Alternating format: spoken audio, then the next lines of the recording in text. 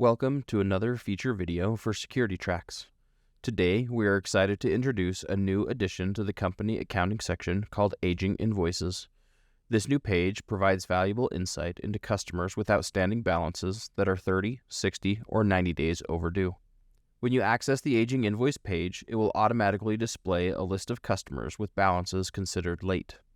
The pending column shows balances on invoices that are not yet due, while the current column displays balances that customers owe but haven't reached the 30-day late period. By default, customers with only pending or current balances will not appear in this report. However, you can utilize the respective filter toggles to display customers with either of these balances. In addition to the filter toggles, let's highlight another helpful filter.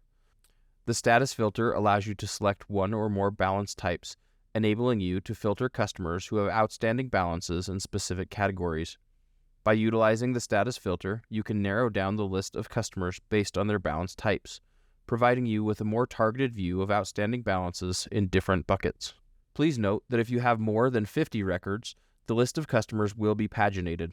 However, the grand totals at the bottom of the page will encompass all records, regardless of whether they are visible on the current page or not.